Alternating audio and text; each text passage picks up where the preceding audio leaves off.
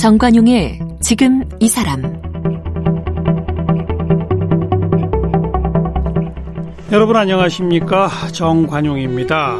이 정관용의 지금 이 사람, 이 시간을 오랫동안 사랑해 주시고 애청해 주시는 청취자분들 가운데 아마 이분 소식이 종종 궁금하셨을 분들 계셨을 것 같아요.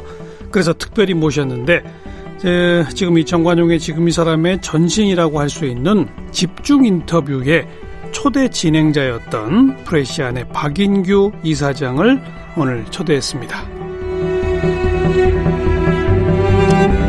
프레시안의 박인규 이사장 어서 오십시오. 네, 안녕하십니까. 언제부터 언제까지였죠? 집중 인터뷰가? 찾아봤더니 2005년 5월부터 2008년 11월까지 했더라고요. 한 3년 넘게 3년 반 하셨던 거고요. 네. 지금 이 스튜디오에서 하셨나요? 여기였던 것 같아요. 오래간만에 오니까 오래간만에 오시죠. 네. 그 맨 처음 2005년 첫 시작할 때 기억나세요? 기억나죠. 네. 누구랑 그 한상범 교수라고 건국대 법대 교수신데 그때 무슨 사안인지 기억 안 나고 그 전에 제가 잠깐 방송을 해서 뭐 그렇게 뭐 어렵지 않을 거라고 생각했는데 혼자 처음 시작하다 보니까 약간 떨리더라고요. 밖에서 PD가 또 오시네. 그랬던 기억이 납니다. 그 하루에 30분 지금 제가 하는 이 프로랑 똑같은 그런 포맷이었죠, 대략. 그렇죠. 오후 2시 반에서 3시까지. 지금 저희는 이제 3시 반부터 4시까지부터 나가고 네. 저녁이 이제 9시 반에 재방송도 나가고 그러는데 그때는 재방송 없었습니까? 재방송은 없었고 주로 하여튼 생방송을 했던 걸 기억합니다. 대부분 생방? 네. 하루에 한 명씩. 하루에 한 명씩. 예. 한 분을 모셔서 이틀 2회분 하거나 이런 적은 없었어요? 사실은 그 리영희 선생님을 하기로 섭외가 돼가지고 나오시기 양보해서 대거로 가게 돼서 2회를 하게 됐었는데 하여튼 무슨 이유인지는 모르겠으나 미리 이 질문지를 보내드렸는데 아침에 떠나려고 그랬더니 대단히 좀 진노하신 목소리로 아이고 안 하신다고 그랬어요. 뭔가 좀 하여튼 그 질문이 마음에 안 졌던 것 같아요. 예. 그래서 2회로 합시다 하고 이제 그때 그 군포 대거로 가지기로 했는데 3번대로 가기로 했는데 본인이 싫다고 그래가지고 못한 적이 있습니다. 그 외에 또 가장 기억에 남는 인터뷰 대상이 있었어요? 지금 따져보니까 한 800몇 분 하셨는데 제일 기억에 남는 분은 법륜 스님. 그분이 그때만 해도 남북 관계가 아주 좋을 때였고, 그분이 북한 돕기 운동을 굉장히 열심히 하셨는데, 그분이 보니까, 이 진보 보수의 틀과는 다르게, 어떤 그 동포 이상, 하여튼 북한 사람들에 대한 그 아주 깊은 이걸 동정이라는 표현은 별로 어울리지 않은 것 같고 하여튼 굉장히 안타까워하시면서 본인이 거의 이렇게 막 표정이 너무 진지하셔가지고 제가 잠깐 눈물이 났습니다. 그때 방송하다가 그 소리 낸 거 아니고 촉촉해졌죠. 그래서 이분이 굉장히 그러니까 사람에 대한 애정이랄까 이게 정말 대단하신 분이구나. 그래서 그 뒤에 쭉 보면서 법륜 스님에 대해서 사람들이 이렇게 열광하는 이유가 뭔가 그 사람에 대한 진정성 같은 진심 어린 사랑 이런 것들 그게 있으신 것 같더라고요. 네. 그 인터뷰 하시면서 제일 좀 어려웠달까? 그건 또 어떤 게 있었어요? 특별하게 어려웠던 분은 없었고요. 요즘 그 팬덤 정치가 좀 폐해라고 그러잖아요. 근데 약간 저는 이제 자기의 그 지향, 정치적 지향이 있다 하더라도 약간은 좀 이렇게 겸손이랄까? 이게 필요하다고 생각했는데 그분은 아주 확고한, 너무너무 확고한 말씀을 하시니까. 애정이죠. 애정이랄까, 충성이랄까. 그런데 제가 성격이 좀 이상해서 그런 건지 몰라도 약간 이렇게 막 전폭적인 지지를 보내는 게 썩 과연 옳은가? 네, 옳은가? 바람직한가? 좀 그런 생각이 들어서 약간 좀 이렇게 좀 사귀느라고 좀 고생했던 기억이 납니다. 그래도 또 인터뷰 프로의 특성상 진행자가 그런 분들 면박 줄 수도 없잖아요. 그럴 순 없죠. 그러니까요. 그러나 하여튼 너무, 그러니까 좀 이렇게 표현하면 그분은 싫어하겠지만 맹신하는 건 아닌가. 근데 요즘 보면은 그런 현상이 또 있어요. 더 강해진 것 같아요. 자기가 좋아하는 정치인에 대해서 120% 믿는 예. 뭐 이런 것들이 뭐 정치가 뭐 빈조해졌다고는 하지만 뭔가 이렇게 뭐랄까 내가 틀릴 수도 있다. 저도 뭐 그 얘기를 많이 후배들한테 얘기했는데 이건 정관용 앵커가 하신 말씀인데 좋은 토론이 끝난 뒤에 쌍방의 생각이 바뀌는 거다. 그렇죠. 그런데 우리 지금 토론이 그게 아니거든요. 이기느냐 지느냐. 근데 예. 저는 그때 그걸 보고 굉장히 좀 뭐랄까 깝깝했고 그 뒤로 지금 뭐 한 10년이 지났지만 오히려 그런 뭐 확증 편향이라고 합니까? 그게 더 강화되는 것 같아가지고 이게 정치가 뭐 보통 사람들의 뭐 눈물을 어루만지고 뭐 그런 일을 해야 한다고 하는데 예. 실제로 그런가? 좀 아닌 것 같다. 사회적 갈등을 조정해서 네. 통합하고 공동체의 어떤 미래의 방향을 잡는 게 정치의 본연의 그렇지. 역할인데 네. 제가 뭐 자주 쓰는 표현이지만 사회적 갈등을 조정이 아니라 조장하죠. 조장하죠. 네. 그죠? 바로 그러니까 그런 승자가 패자가 꼭 나와야 된다고 생각하다 보니까 사실은 나도 틀릴 수 있고 너도 틀릴 수 있고 뭐 내가 예를 들면 5, 60% 맞는다면 예. 저기도 한 3, 40%는 맞는다 해서 거기서 뭔가 좀 절충이 돼야 되는데 제3의 결론이 나와야 되는데 지금은 뭐 완벽한 승리 뭐 완전한 뭐 굴복 이런 식이 정치의 본래인 것처럼 돼버리다 보니까 좀 그거는 많이 좀 안타깝습니다. 뭐 승패를 넘어서 말씀하신 맹신, 확증, 예. 자기 편. 예. 그럼 자기 편은 잘못한 게 있어도 전혀 잘못이 아니라고 하고. 예. 상대편은 잘하는 일이 있어도 모른 척하고. 전혀 칭찬하려고 하지 않고. 예, 그렇죠. 그건 정치뿐 아니라 우리 언론도 지금 그렇지 않습니까? 언론도 심하죠.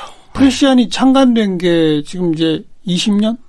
예, 횟수로 20년. 그죠? 네, 2001년이니까요. 예. 그러니까 내년이면 이제 만 20년 됩니다. 20주년이 되는 거네요. 그 20년 사이에 우리 언론 환경은 좋아졌습니까? 나빠졌습니까? 풍요 속의 빈곤? 아. 이라고 말할까요? 뭐 언론사와 기자들은 굉장히 늘어났는데 많아졌죠? 네, 그런데 실제로 말하자면 국민들이 알아야 될 정보를 올바른 시각에서 제대로 전달하고 있는가?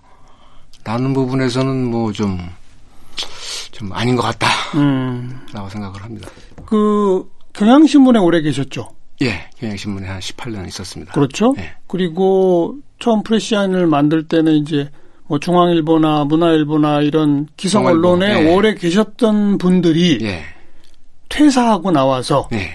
인터넷 시대 인터넷 신문 그때는 아마 프레시안 이전에는 오마이뉴스 정도만 있었던 것 같은데요. 그렇죠. 예. 그죠? 예. 근데 이제 오마이뉴스는 시작부터가 이제 시민이 기자다. 예. 모든 시민이 기자다. 뭐 이런 거였다면 중견 언론인들이 인터넷 신문을 창간한 최초였잖아요. 뭐 최초라고 볼 수 있겠죠. 그죠? 예. 그때 창간의 배경, 의도 어떤 게 있었을까요? 그러니까 지금 이제 오마이뉴스를 말씀하셨는데 오마이뉴스는 이제 모든 시민이 기자다. 예. 그 말하자면 기자는 아무나 할 수 있는, 그러니까 누구라도 할 수 있다. 근데 저희는 사실은 기자도 사실은 일종의 전문직이다. 전문직이다. 전문직이라는 거는 어떤 특별한 기능도 있지만 아주 어떤 특별한 윤리가 필요하다. 예. 그것은 우선 사실을 제대로 팩트를 확정하는 것. 예. 그 다음에 어떤 그 사회 세력 간의 어떤 특정한 편을 드는 것이 아니라 가장 공정한 자리에서 어떻게 보면 시민의 입장에서 비판하고 감시하는 것. 그런 어떤 전문가 기자를 좀 더 좀 깊이 있게 해보자. 그런 생각이었습니다. 시시비비를 가르는. 그렇죠. 시시비비를 가르고 특히 이제 이른바 그 진영 논리, 뭐 당파성 그런 부분을 좀 떠나서 정치 권력과 언론의 건강한 긴장 관계, 일정한 거리. 예. 그러니까 뭐 저희는 사실은 특정한 정파를 지지하기보다는 권력이라면 권력에 대해서 일반 시민의 입장에서 비판할 거는 비판하자. 그래서 지나놓고 보니까 그 친구들이 하는 얘기가 맞더라. 그러니까 무조건 뭐 어느 당이면 옳고 어느 당이면 틀리고 이런 식의 좀 맹목적인 정파성은 좀 벗어나보자. 그런 취지였죠. 사안에 따라 시시비비를 가르는. 그렇죠. 사안에 네. 따라 이쪽 편이 될 수도 있고 저쪽 편이 될 수도 있는. 이제 그런 거였잖아요. 불편, 부당함 이런 거. 그러나 기본적인 출발의 어떤 정신은 다소 진보적인 그쪽 아니었나요? 뭐 굳이 따지자면 진보적인 취지였지만 사실은 이제 우리가 너무 쉽게 편을 가르다 보니까 어떤 사안의 본질을 좀 깊이 있게 들어가다 보면 편이 안 갈린다. 사실은 그 당시에 의학 분업 사태가 굉장히 컸습니다. 그렇죠. 그래서 그 만나는 사람마다 30초 만에 의사가 나쁜 놈인지 약사가 나쁜 놈인지를 하라고 그러는 거예요. 그래서 제가 그 당시에 그 공중보건 하시는 말씀 그 의사분 모셔서 얘기를 들어보니까 그렇게 표현하더라고요. 그러니까 그 양반은 의사지만 의사 쪽이 약 한 40% 옳고 약사 쪽이 한 60% 옳은데 그러나 이 문제는 정부도 책임 있고 국민도 책임 있다. 네. 그러니까 어떤 사안에 대해서 어느 한쪽이 모든 책임을 진다는 거는 사실은 굉장히 좀 유화적인 발상이다. 당사자들이 다 책임질 부분이 일정하게 있다. 그래서 어떤 사안을 좀 깊이 있게 설명을 하다 보면 불필요한 진영 싸움은 없지 않겠느냐. 그렇죠. 그래서 그런 좀 공중의 이익에 복무하는 전문가들 그런 분들이 좀 글을 썼으면 좋겠다. 그래서 그 당시에는 그런 분들이 좀 기고를 많이 했죠. 그렇죠. 네, 초창기 한 기자들이 쓰는 기사 못지않게 네트워킹을 통해서 그렇죠. 각 분야의 전문가들이 전문성을 가지고 글을 쓰는. 네, 그 당시에는 그런 자발적 기고가 굉장히 많았습니다. 그리고 인터넷 신문이라고 하는 것의 장점이 네. 종이 신문은 이제 지면에 한계가 있는데 네. 인터넷 신문은 좀 길어도 되잖아요. 네. 그래서 아주 긴 기사도 꽤 많았던 것 같고. 심지어 원고지 50매, 100매 그러니까요. 이런 기사도 많이 들어왔죠. 그럼 옛날 같으면 월간지나 이런 데나 실을 수 있었던 것을. 그렇습니다. 그죠? 네. 예. 지금도 여전히 프레시안에는 많은 전문가분들과 직접 글을 쓰시고 하는 것들이 여전히 이어지고 있지 않습니까? 예, 아직도 그런 글들이 들어오는데 아마 그 당시 2001년부터 한 2006, 7년까지의 분위기는 뭔가 지금보다 더 역동적이지 않았나. 그리고 이 전문가들이 뭔가 새로운 사회에 기여하고 싶다. 그런 열망이 강했던 것 같고 어떤 분들은 이제 말하자면 진보개혁 정부가 들어섰으니까 내가 한 역할은 다 했다. 이렇게 생각하신 것 같기도 하고요. 그때보다는 그런 그 전문가들의 자발적인 기고가 좀 상대적으로 좀 적은 것 같습니다. 네. 아무튼 이제 창간 시점의 배경은 그런 불편부당함과 당파성을 벗어난 또 깊이 있는 예. 전문성을 가진 그런 어떤 언론이고자 했다. 그 말씀을 쭉 듣고 정리해 보니 진짜 20년 사이에 퇴보했네요. 대한민국 언론 전체로서는. 크게 봐서는 그렇다고 생각을 합니다. 지금 언론들이 뭔가 이렇게 말하자면 이제 정치권에 있는 싸움의 어떤 대리인 역할을 벗어나고 있는 것 같아요. 네, 그러니까 정치권이 어떤 A라는 사안을 놓고 찬반을 싸울 때 적어도 언론에서는 시시비비를 가려주고 그렇죠. 이런 대안도 있을 수가 있다라는 좀 뭔가 좀 독립적인 자세가 필요한데 그런 것들이 좀 많이 사라진 것 같다는 생각이 듭니다. 그게 또 신문 공동 배달제 같은 그런 정책들, 종편 허용하는 문제 그렇죠. 이런 것들이 정책의 중요한 쟁점으로 떠오르면 그 정책에 해당 언론사들은 무슨 심판을 보는 게 아니라 자기의 이해관계가 직접 걸려 있는 줄 알았잖아요. 그렇죠. 그게 무슨 언론으로서의 정치적 위상에 대한 이해관계가 아니라. 직접적으로 돈이 되느냐 안 되느냐. 나한테 그렇습니다. 돈이 더 들어오느냐 안 들어오느냐. 자기 이해관계가 바로 직결된 정책 쟁점들이 떠오르니까 언론이 심판이 아니라 행위자가 돼버린 거죠. 일종의 대리인이 된 거죠. 대리 아니라 바로 주체예요. 주체. 플레이어가 된 측면도 있고 그죠. 사실은 이제 그 정치 권력과 언론으로 말씀하십니다만 더 큰 배후는 사실은 저는 그 자본이라고 할까요? 사실은 워낙 많아지다 보니까 이거는 이제 지금 강원도지사를 하시는 최문순 지사가 언론운동을 하시면서 본인이 좀 좀 잘못했다라고 생각한 거 뭐냐라고 물어봤더니 이 언론의 어떤 물적 토대, 건전한 물적 토대를 만드는데 게을리했다. 그러니까 지금 사실은 공영방송 KBS, MBC도 지금 굉장히 이제 어렵지 않습니까? 그러니까 물적 토대가 어려워지면 사실은 제일 좋기는 국민들, 시청자들 또는 뭐 독자들이 매개 살려야 되는데 지금 매개 살리는 거는 대기업 아니면 정부입니다.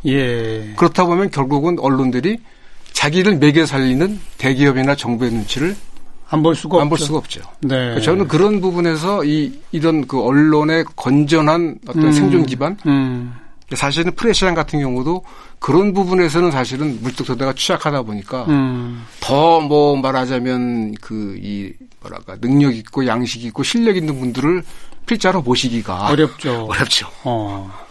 그래도 작은 규모지만 프레시아는 협동조합 형식으로 팔바꿈한 게 벌써 몇 년 됐잖아요. 2013년 했습니다. 언론으로서 협동조합은 지금 현재 아직 유일한 거 아닌가요? 지방에 뭐 몇 개 좀 있는 걸로 알고 있는데요. 그러니까 사실은 그 협동조합으로 바꾼 이유가 정부가 매개 살리면 정부 편을 들 수밖에 없고, 그러니까요. 대기업의 매개 살리면 대기업 편을 들 수밖에 없고, 독자가 매개 살리면 독자한테 충성한다. 그렇죠. 그래서 독자분들이 좀 조합원이 돼서 좀 감시도 하고 도와주시고 라고 했는데 생각했던 만큼의 효과보다는 한 절반? 네, 절반 정도. 그리고 그러니까 이 협동조합 조합원들이 늘어나야 되는데. 그러니까요. 사실은 감소 추세입니다. 오히려 줄어요. 네. 그럼 그럴수록 좋은 필자를 모시기 더 어렵고. 일종의 악순환이죠. 더 좋은 기자들 해서 더 많은 양질의 기사를 생산하기 또 어려워지고. 그렇죠. 그렇게 되죠. 네. 안타깝네요. 자, 이제 어떤 관점이나 이런 면에 있어서는 최근 언론에 대한 이제 비평을 쭉 그렇게 말씀 들어봤는데 또 하나는 SNS 세상이 되면서 사람들이 긴 글은 안 읽으려고 하는. 그렇다고 하더라고요. 그리고 짧은 글뿐 아니라 그냥 제목 하나로 모든 게 결정나는. 이런 풍토도 정말 문제 아닙니까? 우리 언론에. 그것은 이제 언론의 문제이기도 하고 그 지금의 20, 30대하고 지금 사회를 이끌어간다고 하는 한 뭐 5, 60대 하고 이 세상을 바라보는 태도나 뭐 세상에 대한 관점이나 이게 너무 달라요. 그야말로 뭐 다른 나라, 별나라, 그러니까 아니 행성이 다른 그런 것들이 작용을 하고 있는 것 같고요. 그다음에 저희 때만 해도 그래도 중고등학교 다니면서 뭔가 교양이 필요하고 뭐 이런 식의 생각이 있었는데 우선 그런 교양에 대해서 기본적으로 좀 상대적으로 관심이 덜할 수밖에 없고 그다음에 그러다 보니까 책을 좀 덜 보는 것 같고 그러니까 그런 여러 가지 이건 세대 차이 이런 것들이 그런 뭔가 좀 성찰을 하고 깊이 고민하고 뭐 사색을 하고 이러기에는 좀 너무 어려운 그리고 뭐 아시겠습니다만 50대 이상은 살아가는데 뭐 취직이나 이런 데서 사실 워낙 경제가 확실하게 살았기 때문에 그런 데에서 어렵지 않았죠. 근데 지금 20, 30대한테는 사실은 그냥 먹고 사는 문제 자체가 절실하다 보니까 그런 뭐 나의 생존과 관계되지 않은 공공의 문제에 대해서 나도 고민을 해야 된다. 이게 아마 사치스러운 얘기로 듣는 게 아닌가. 당장 모든 정책이나 이런 것들이 나에게 득인가 아닌가라고 판단할 수밖에 없도록 그들은 이미 잘한 게 아닌가. 그런 것들이 많이 영향을 미친다는 생각을 해봅니다. 이렇게 과도한 어떤 진영 논리, 당파성, 게다가 깊은 사색과 또 긴 글을 읽기보다는 그냥 짧은 판단을 요구받는 이런 세태, 이런 게 우리 시민사회 내에 점점 커지다 보니 정치도 언론도 그렇게 돼버리는 것 같고. 그렇죠. 서로 또 악순환인 것 같고. 어떻게 하면 좋아요? 그게 이제 미이즘이라고 할 수 있는 건데, 내가 최고다라는 건데, 저는 사실은 그래서 공영방송이 중요하다. 공영방송에서 그래도 뭐 중심을 잡아야 된다. 중심을 잡아줘야 된다. 요즘에 와서 뭐 이제 뭐 좀 상대가 나았다고 합니다만, 역시 그래도 그 여러 가지 그런 뭐 이 덩치나 그다음에 사회적으로 뭐 기대하는 것들이나 해서 공영방송의 역할이 굉장히 중요하다는 생각을 많이 합니다.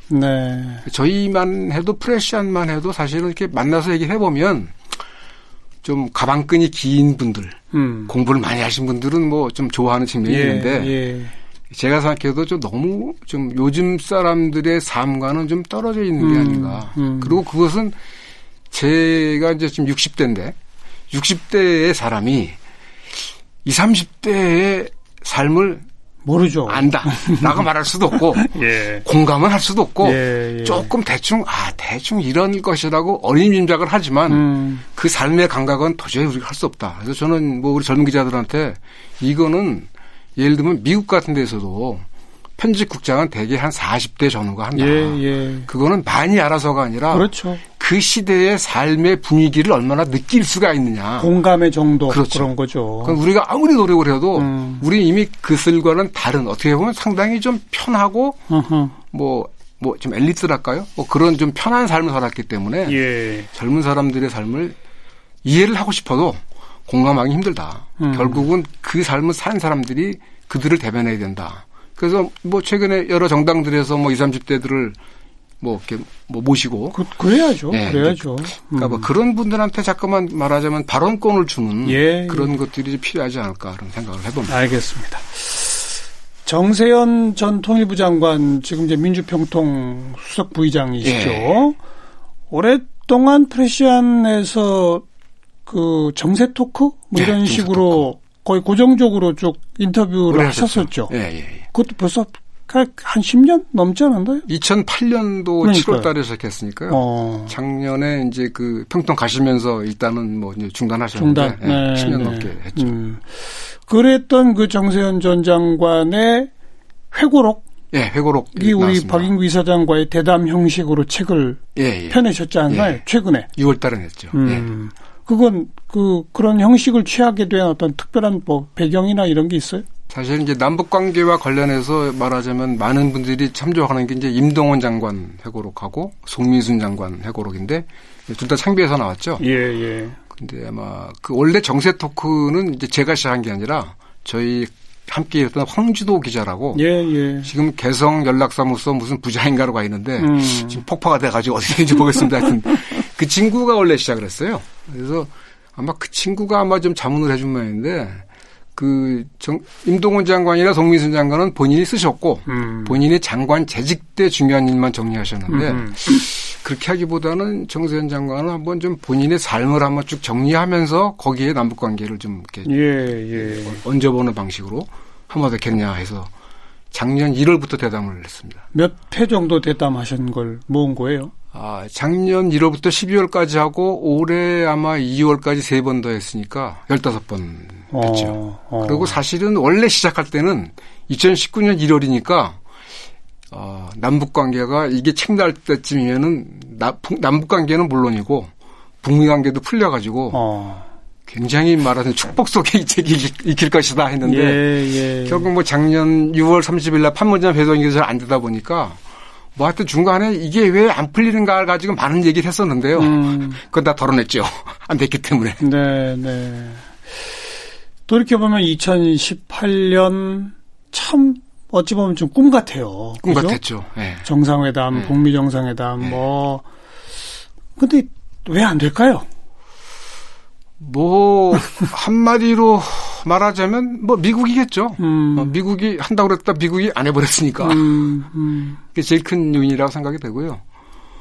뭐 굳이 따지자면 이제 남 갈등, 남한에서의 이 보수 세력과 진보 세력이 남북 관계를 어떻게 보는가 또 역할을 했겠지만 역시 큰 거는 미국이었다고 생각을 합니다. 그 막판에, 그러니까 사실은 뭐 제가 그런 말씀만 했습니다만은 2월 27일, 28일 날 그 하노이 정상회담을 위해서 김정은 위원장이 그 기차를 타고 뭐 60시까지인가요? 할 때 제가 뭐 그 당시에 어디서 강연하면서 아니 세상에 실패한 정상회담은 없다. 그건 그야말로 형용보순이다. 일단 정상회담을 했다 하면 이미 밑에서 다 시나리오를 짜가지고 그렇죠. 정상들은 그냥 도장찍으러 온 거기 때문에 이분들이 만나기로 했다는 거는 뭔가 된다는 거다. 된다고 봐야 된다라고 했는데 이게 엎어져 버렸죠. 엎어졌죠. 그게 사실은 뭐 트럼프 대통령의 변덕인지 미국 자체의 어떤 뭐 특성인지는 모르지만 결국은 뭐 미국이라는 나라도 지금 굉장히 좀 불안하지 않습니까? 아주 불안하죠. 그런 것들이 좀 작용을 했다고 보여집니다. 근데 이제 이번 연말에 미국 대선이 지나고 뭐 만약에 정권이 다시 또 바뀌고 이러면 남북관계에 무슨 새로운 기대를 걸긴 또 더 어려워지는 거 아니에요? 그러니까 저는 뭐 저 얘기이기도 하고 이제 많은 남북관계 전문가들이 얘기를 하는데 북미 관계의 남북 관계를 미국이 풀어줄 거라고 생각하는 거는 참 순진한 환상이다. 그냥 우리는 우리 갈 길을 가야 한다. 남북 간에 할 수 있는 것. 예. 그리고 결국 이제 평화 아닙니까? 평화 다음에 협력인데 그거를 어떻게 뭐 지금은 사실은 이제 그 유엔 제재라는 것 때문에 못한다는 식으로 많이 하고 있는데 그러나 남북이 협력을 하면서 평화를 이루기 위해서 노력을 해야 한다고 마음을 먹는다면 그거는 사실은 말하자면 막을 명분이 없다, 미국에게도. 네. 사실은 그 남북 간의 협력을 막는 최대한의 어떤 걸림돌일까요? 그거는 사실은 국내의 어떤 뭐 좀 반북 여론이랄까? 뭐 그것이 더 크지 미국은 아니다. 그런 면에서는 이제 뭐 남북 관계 전문가들도 그 얘기를 하는데 그 북한이 2018년 9월 19일 날 문재인 대통령을 그 능라도 5일 경기장에 그 15만 명을 모아놓고 사전 검토 없이 직서 연설을 시킨 거는 말하자면 이 풀어가는 선도 작가를 해달라라는 거였는데 한라위 회담도 안 됐고 그다음에 9.19 회담 이후에 남북 간의 군사긴장 완화를 위한 여러 가지 합의에도 불구하고 남한은 뭐 F-35를 들여오고 매년 국방비를 8% 늘리고 이런 것들이 북한 입장에서 봤을 때는 속았다. 배신당했다. 라고 얘기할 수 있는 거 아니냐. 근데 한편 지금 상태에서 대북 안보 태세를 바꿨을 때 나오는 국내에서의 역풍. 그것이 아마 자신이 없어서 저러고 있는 건 아닌가. 그런 생각이 많이 듭니다. 그래서 결국은 우리 힘으로라도 남북 간에 화해하고 협력할 수 있는 방법은 뭔가. 그런 창조적인 해법을 좀 위에 계신 분들이 고민하셔야 되는 게 아닌가. 어찌 보면 2018년 약간 꿈 같은 1년을 보냈다면 이제 다시 좀 차분하고 냉정해져서 새 판을 짜야죠. 그렇죠. 차근차근 새 판을 짜나가야죠. 짜야 되고 결국 그거는 나만이 할 수밖에 없습니다. 알겠습니다. 오늘 지금 정관용의 지금 이 사람의 전신이라고 할 수 있는 집중 인터뷰의 초대 진행을 맡으셨던 프레시안의 박인규 이사장을 함께 만났습니다. 오늘 감사합니다. 고맙습니다.